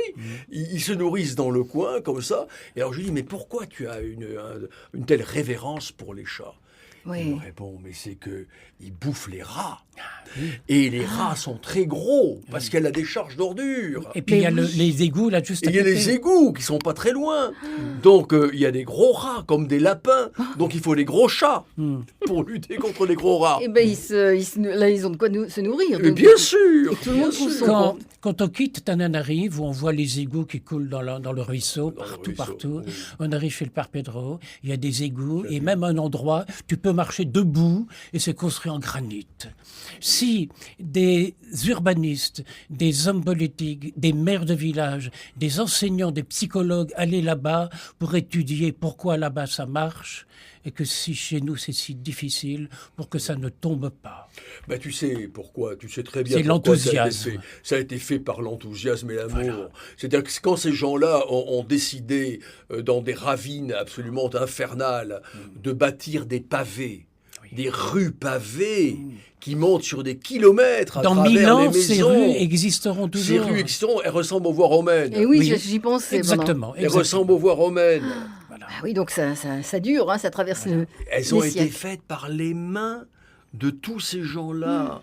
Ces 20 000 personnes qui sont là, tirées, comme André-Marie le dit, parmi les plus pauvres de Tananarive, je veux dire les misérables absolus, ce sont ces gens-là qui ont bâti de leurs mains ces voies, caillou par caillou, pavé par pavé. Et ça dure. C'est pas que pour une dizaine d'années. En les tirant de cette colline de granit, Oui. morceau par morceau. Oui, et avec, comme tu disais, les égouts de Oui. chaque côté des voies en pente qui permettent l'écoulement. Les lorsqu'il pluies- y a les pluies des cycloniques pluies là-bas. cycloniques là-bas qui sont terribles, terribles. Des pluies épouvantables. En 3 heures, ça va être inondé complètement. Eh ben, il y a l'écoulement qui se fait, il n'y a pas d'inondation. C'est... On peut Non, mais reprendre- comme André-Marie dit, si les urbanistes et les architectes allaient allez-y. faire une cure Voilà. À Madagascar.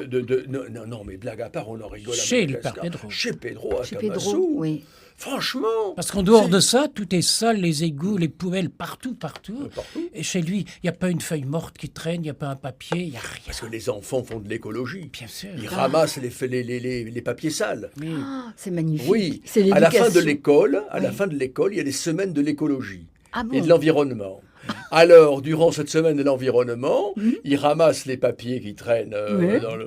mais ils vont aussi, il y a des arbres et des forêts, ils vont s'occuper d'enlever... D'élaguer les arbres. d'élaguer les arbres et d'enlever les pousses qui étouffent. Oui, oui. Parce qu'il y a toujours autour des arbres des quantités Bien sûr. de Il faut de élaguer. plantes folles. Pour avoir un beau tronc d'arbre, des planches à construire, il faut que l'arbre soit tout droit. Il faut que l'arbre soit tout droit. Le Père Pedro a fait planter par les enfants 250 hectares de forêt.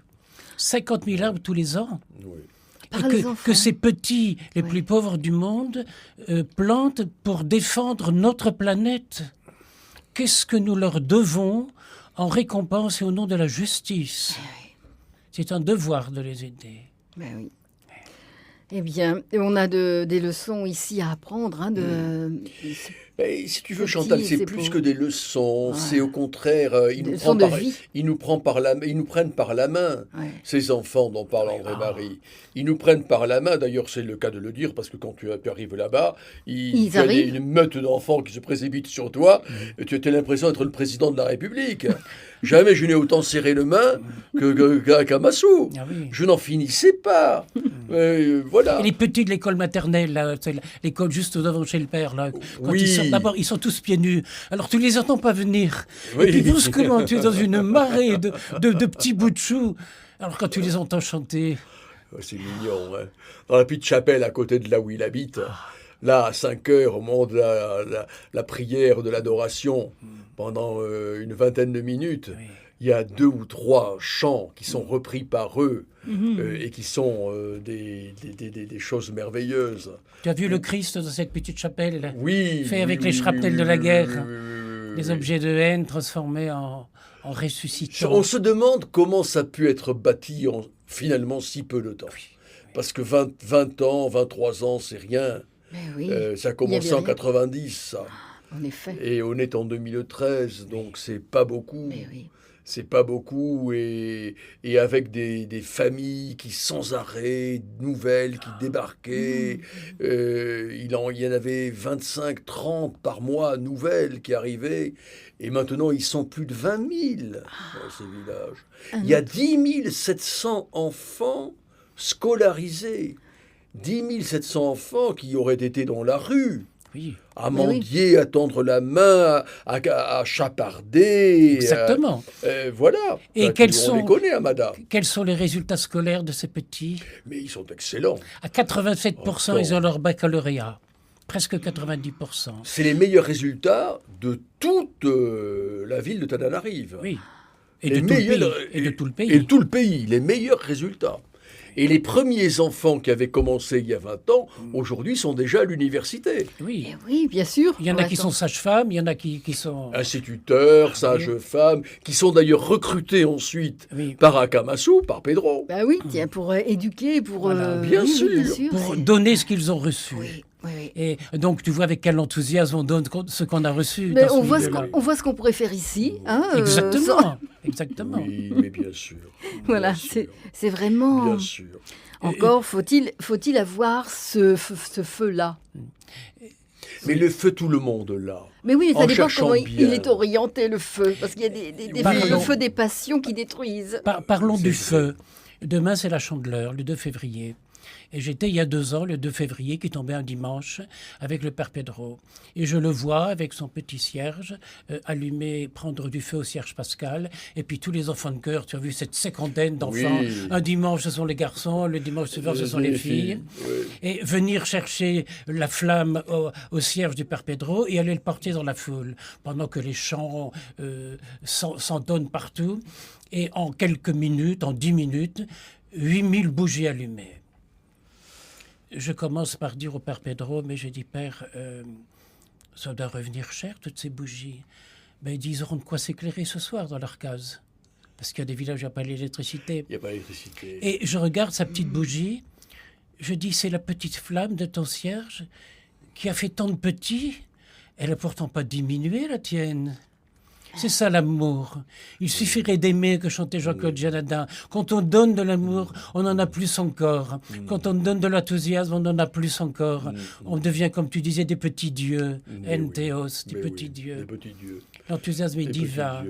Eh bien, tu vois, moi je suis persuadé que tellement de gens, il leur manquerait un tout petit peu de don, de la flamme, de la bougie en voilà. À peine un tout petit peu de cette bougie-là pour que ça démarre. Parce qu'ils l'ont au fond d'eux-mêmes. Voilà. Qui n'a pas au fond de soi vraiment cette envie d'enthousiasme, cette envie de ferveur?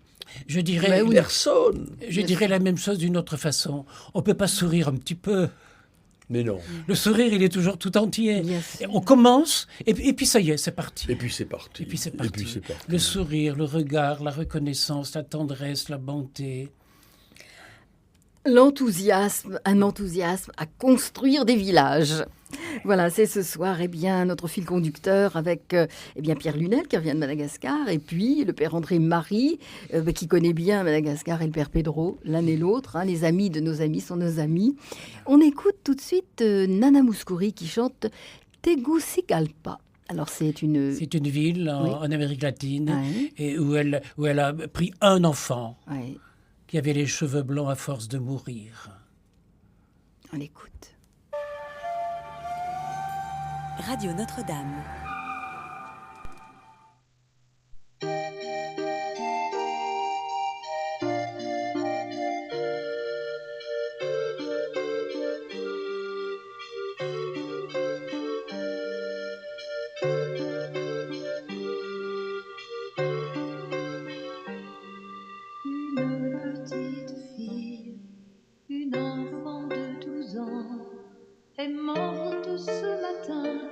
Dans un champ de tabac, et la petite fille avait des cheveux blancs à force de mourir à Tegucigalpa, à force de mourir à Tegucigalpa. Tous les gens ont la vie dure,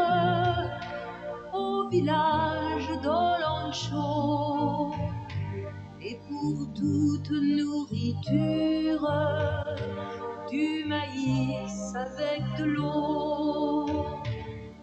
Une petite fille, une enfant de 12 ans, est morte ce matin dans un champ de tabac. Et la petite fille avait des cheveux blancs à force de mourir à Tegucigalpa, à force de mourir à Tegucigalpa. Tous les vents de la montagne vous diront qu'elle a gémi sur le sol de sa cabane, 12 jours et 12 nuits. Une petite fille, une enfant de 12 ans, est morte ce matin dans un champ de tabac. Et la petite fille avait des cheveux blancs à force de mourir à Tegucigalpa, à force de mourir à Tegucigalpa. Les enfants de l'ambassade, quand ils font un beau dessin, mangent à se rendre malade des sucettes au sucre fin. Une petite fille, une enfant de 12 ans, est morte ce matin dans un champ de tabac. Et la petite fille avait des cheveux blancs à force de mourir à Tegucigalpa, à force de mourir à Tegucigalpa.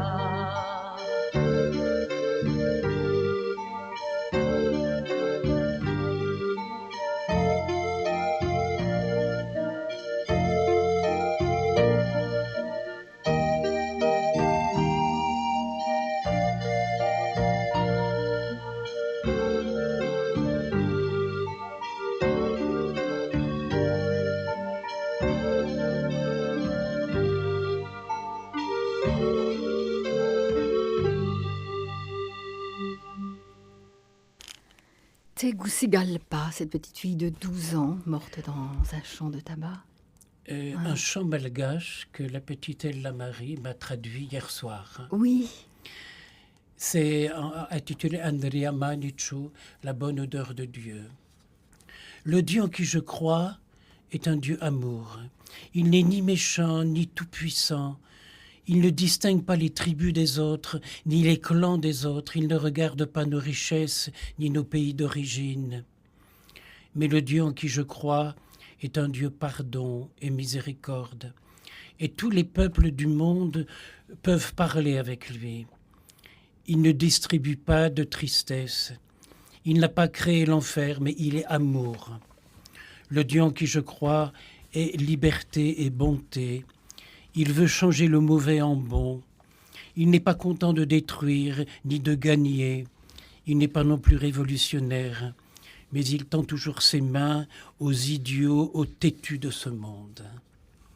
Le Dieu en qui je crois est un Dieu amour. Il n'a pas besoin d'échanger, il donne. Il donne sa gloire. C'est quand on est prêt à recevoir ce qu'il nous offre, parce qu'il est amour. Le Dieu en qui je crois. Et c'est dans celui-là qu'on pourra aussi. Quand on entend ce chant de cette petite qui est de 12 ans, qui a les cheveux blancs à force de mourir, tous les enfants chez le Père Pedro auraient été comme ça s'il n'y avait pas eu ce bougre de Dieu. Oui, ce bougre de Dieu. Très souvent, il me montre des gamins et alors il me dit, tu vois celui-là. Je dis, mais celui-là, bonne mine, il est bien, vraiment. Et il me dit, mais tu peux pas t'imaginer, ce garçon, il a fallu, mais vraiment un miracle pour le sortir de la rue. Et encore, me dit-il, c'est jamais gagné.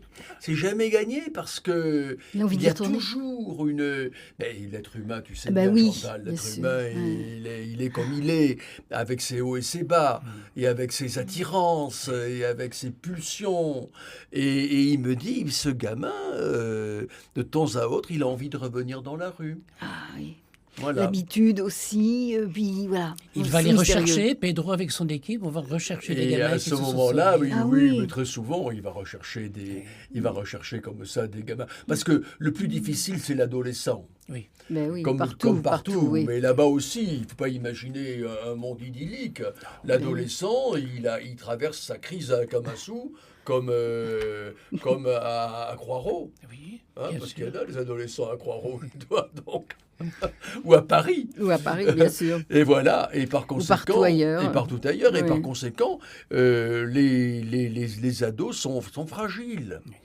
Là-bas aussi, ils sont fragiles, mais ils sont tellement aimés et puis tellement bien entourés. Et puis les écoles, tu as vu ces écoles, ces collèges et ces lycées. Vraiment, 4 étages et c'était le dépotoir. Ah oui, avec des immeubles. Qu'il a construit aussi. Oui. Il est allé chercher de l'argent partout, il a fait bâtir ça avec des quantités de donateurs.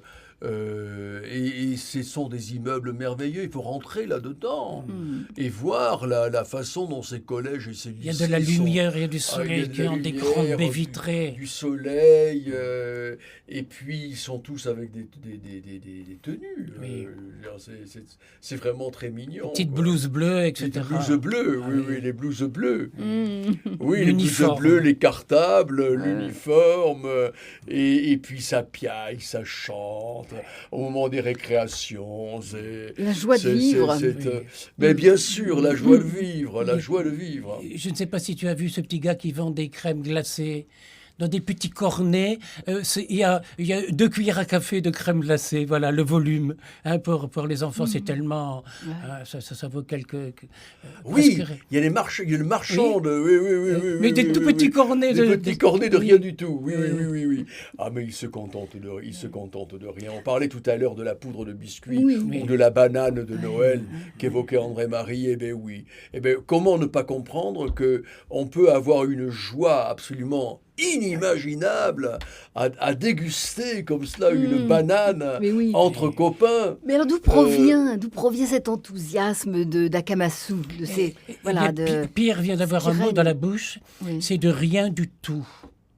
C'est un petit bout de rien du tout qui est le divin, qui est l'absolu, parce que là-bas on le respire. Parce que le Père Pedro, ça sort de lui. Il sue de l'amour. Tu l'as vu sur le terrain de sport le dimanche? Oui, jouer au football. On est allé jouer au foot, on est allé échanger des passes et essayer de marquer des buts dans le grand stade. Oui. Un stade comme chez nous. Il a bâti Stade un de France. stade.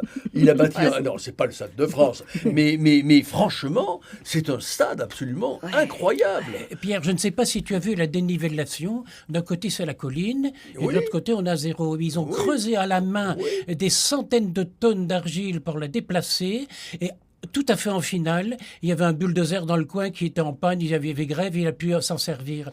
Et la pelouse est arrosée avec de l'eau de la rivière par les femmes, parce que l'eau de ville est trop acide. Et on les voit les porteuses d'eau pour faire plaisir au Père Pedro, parce qu'elles savent que pour lui, c'est une joie de partager ça avec les enfants. La pelouse est arrosée à la main. Oui. Parce qu'il est passionné de foot. Mais oui, c'est un footballeur. Il est passionné de foot, et il a joué beaucoup au foot d'ailleurs dans sa jeunesse, dans son enfance, puis dans sa jeunesse quand il était à Paris, et le foot est resté une passion. Et puis il est convaincu, à juste titre, que lorsqu'on a tellement d'enfants, s'il n'y a pas le sport, rien ne marche. Alors il y a le basket, il y a le handball, il y a le foot, maintenant il y a le rugby qui commence également, parce qu'il sait très bien que quand on a 10 700 enfants, s'il n'y a pas l'activité physique, mens sana in corpore sano. Je dirais aussi que ces sports-là, c'est des sports d'équipe. Ça n'a pas changé. Toujours. Parce que Akamatsu, c'est une équipe. C'est une équipe. Une équipe. Et alors une équipe, Chantal, une Ouais. équipe de femmes. Oui. Elles équipe sont de femmes. extraordinaires, mais elles sont extraordinaires. Mademoiselle Bao, Mademoiselle Honorine, toutes ces petites là, mon Dieu, Tout, quel amour. il y en a quel dedans. amour et quelle pêche. Oui. Mais quelle pêche, vraiment. Il me disait, écoute, chez nous, depuis le début, les femmes qui viennent, allez, on peut penser qu'à 90%, elles seront intégrées, elles vont faire des choses, elles vont imaginer, etc. L'homme, un peu moins. Le pourcentage est un peu plus bas. Mais les femmes, Elles ont c'est un extraordinaire. enthousiasme.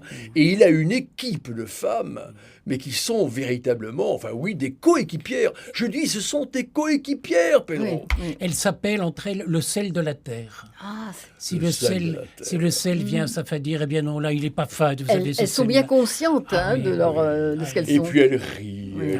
elles sont joyeuses, elles ne se prennent pas au sérieux, elles font tout avec sérieux, mais elles ne se Sans prennent se pas prendre au au sérieux. sérieux, ouais. Je me souviens qu'il y a 2 ans, j'étais allé prêcher la retraite aux prêtres et puis aux évêques de la région de Port-Berger. Et j'avais demandé que ça se passe à Tana, parce que je n'avais pas envie d'aller dans la brousse des journées c'est trop. Et ma santé ne me le permettait pas. Donc ça s'est passé à Tana.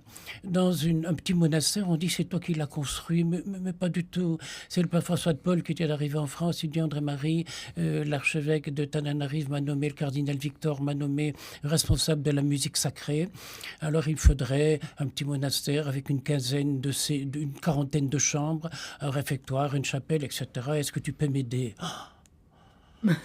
J'ai dit, écoute, père, écoute, on va essayer. Alors, il a fait des dossiers qu'on est allé porter à Aix-la-Chapelle, qu'on est allé porter à Rome, etc. Et puis il est reparti. Et puis voilà que 10 ans après, il me dit, l'argent arrive. Et ce petit monastère est construit. Et on dit, c'est le père André-Marie, ça. Ben non, j'étais l'occasion, simplement l'occasion. Et là, il s'est passé... Alors, donc, je prêchais dans ce lieu-là. Et j'ai désiré, j'ai même un peu insisté pour que le dimanche, on aille à la messe. Alors, les évêques étaient là, les prêtres étaient là, mais ils n'avaient jamais vu cette messe. Ils ont été émerveillés. Et puis, je m'étais arrangé pour qu'ils puissent avoir un petit goûter, un petit vin d'honneur, etc. Et puis, j'avais amené des biscuits. Et tu voyais les enseignantes qui passaient tout doucement la main pour prendre un petit amuse-gueule. Parce que chez eux, ça n'existe pas. Ah si, il y a caca pigeon. Hein. Oui, oui. C'est des petites larmes de pâtes qui sont trempées dans l'huile. Oui, Mais sinon, oui. les petits biscuits que nous servons avec l'apéritif, là-bas, ça n'existe Ça pas. n'existe pas. La tranche de saucisson, ça n'existe pas. Non. Eh bien, avec une naïveté, avec une simplicité, elles sont restées des enfants.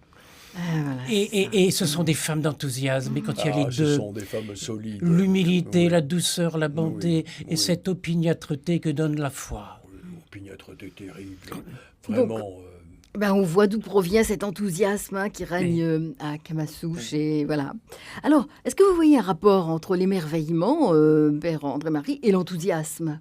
Enthousiasme, émerveillement. Si nous pouvions vivre la chance de nous étonner de l'ordinaire, parce que c'est bien ce qui se passe là-bas, il n'y a rien d'extraordinaire. On marche pieds nus, on va à l'école, on a une feuille de papier, un crayon.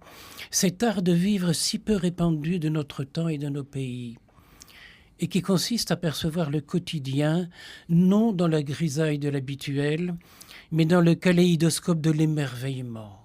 Parce que ça dépend de nous, ça dépend de moi, ça dépend de toi, ce regard-là. C'est moi qui décide de poser un regard d'amour et de bonté sur les choses de la vie. Savoir le matin nous émerveiller de nous réveiller vivants, de laisser la vie vivre en nous son propre bonheur. Je pense à cet enfant qui est mort accidentellement et qui apparaît à sa maman très souvent et qui lui dit des choses extraordinaires. Et un jour, il lui dit « Maman, tu vas bientôt avoir un enfant, tu vas être enceinte ». Et elle lui répond « Mais tu sais très bien, Antoine, que je ne peux plus avoir d'enfant. La médecine est catégorique, je ne peux plus avoir d'enfant. » Et il lui répond « Tu en auras un quand même, c'est moi qui reviens chez toi. » Qu'est-ce que ça veut dire? Ça veut dire que c'est la même vie que la maman porte en elle, avec des visages et des corps différents. Mais c'est la même vie. Absolument. La vie que Marie a donnée à Jésus, c'est la même qui coule en nous. Il n'y a qu'une seule vie, une survivance éternelle. C'est magnifique. Ouais. N'oubliez pas, dit le père Taillard de Chardin, que ce qui donne sa valeur et son intérêt à la vie, ce n'est pas tant d'accomplir des réalisations spectaculaires, bien qu'il nous faille cette ambition, que d'accomplir les choses ordinaires avec la perception de leur immense valeur. Chaque instant de la vie est unique. Les enfants et les poètes le savent. Ils savent en décrire la mélodie dans l'émerveillement. Quand on voit des petits, on me demande souvent de parler, ou à des étudiants de l'université, ou à des petits de maternelle. Un jour, j'étais à mon tour de potier et des amis m'entendaient parler aux enfants. Et puis, l'une de ces personnes dit « Mon Dieu, qu'est-ce qu'ils leur racontent? Ces pauvres gosses, ça leur passe à côté. » Eh bien, quand dans l'après-midi, la maîtresse a demandé aux enfants de dessiner ce qu'ils avaient vu. Ils ont dessiné un potier qui faisait des pots. Eh bien, les pots, c'était des cœurs.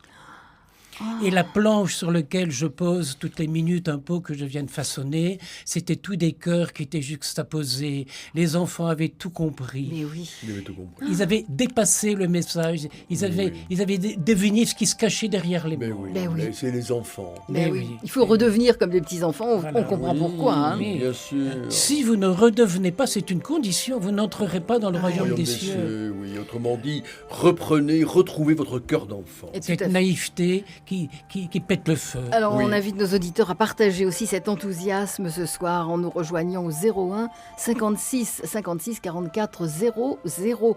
Un enthousiasme à construire des villages comme le Père Pedro. Mais on construit chacun ce qu'on est destiné à être et à faire. Il a surtout construit un peuple de Dieu en marche. Grand merci Pierre Lunel pour ce partage.